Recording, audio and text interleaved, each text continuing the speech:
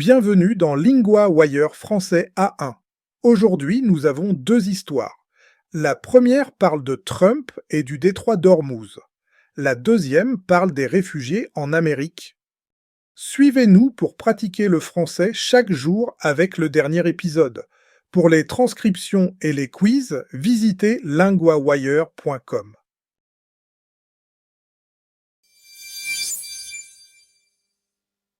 Pour parler de la première histoire, j'invite Claire, la correspondante de Lingua Wire pour la politique internationale.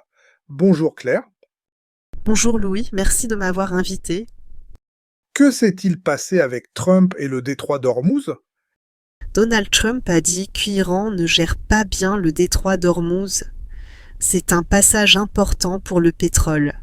Trump a dit que ce n'est pas l'accord qu'ils ont. Qu'est-ce qui est nouveau aujourd'hui dans cette histoire? Aujourd'hui, Trump a parlé dans une interview. Il a dit qu'Israël va réduire ses attaques au Liban pour aider la paix. Il a aussi parlé avec le Premier ministre israélien, Netanyahou. Pourquoi Trump dit-il cela maintenant? Il veut soutenir les négociations de paix entre Israël et le Liban. Il pense que moins d'attaques peuvent aider les discussions. Pourquoi cette histoire est-elle importante? Le détroit d'Ormuz est très important pour le pétrole mondial. Si c'est instable, cela peut changer les prix du pétrole. Et la paix entre Israël et le Liban est un grand sujet pour la région. Qu'est-ce qui pourrait arriver ensuite? Il y aura une réunion à Washington la semaine prochaine. Les États-Unis vont parler avec Israël et le Liban pour continuer les négociations. Y a-t-il un détail surprenant dans cette histoire?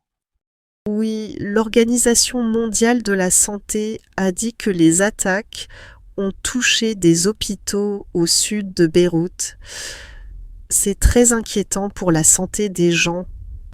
Merci Claire pour ces explications claires.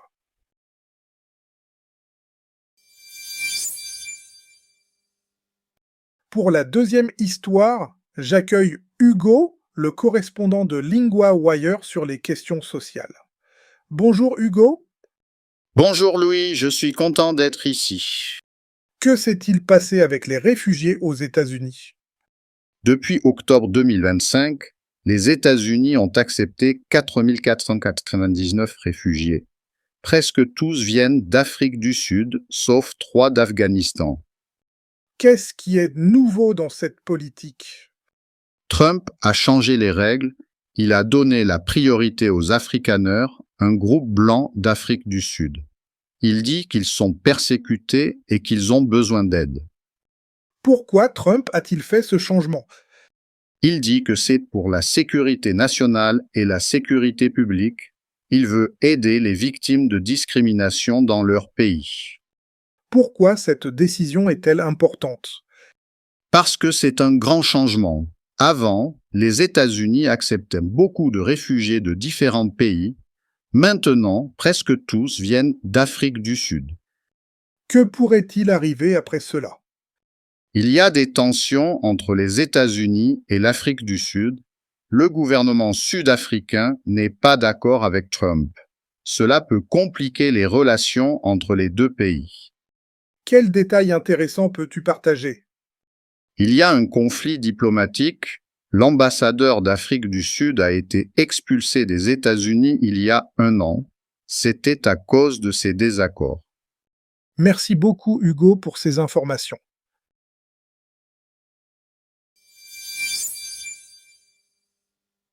Commençons le rappel de vocabulaire avec 3 mots de la deuxième histoire sur les réfugiés. Le premier mot est réfugié. Un réfugié est une personne qui quitte son pays pour être en sécurité. Dans l'histoire, on parle des réfugiés qui arrivent aux États-Unis. Par exemple, le réfugié cherche un nouveau pays. Le deuxième mot est persécuté. Cela veut dire que quelqu'un est maltraité ou en danger à cause de sa race ou sa religion. Trump dit que les Afrikaners sont persécutés en Afrique du Sud. Par exemple, elle est persécutée à cause de ses idées. Le troisième mot est discrimination.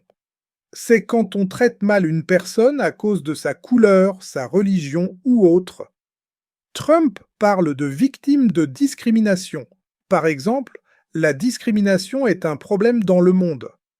Maintenant, un verbe important de l'épisode, accepter.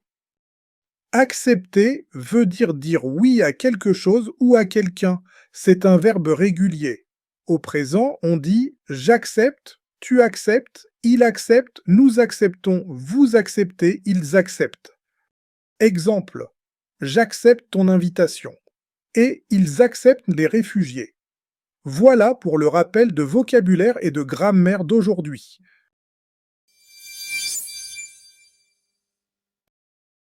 Suis LinguaWire pour recevoir le nouvel épisode chaque jour et construire une habitude quotidienne d'apprentissage.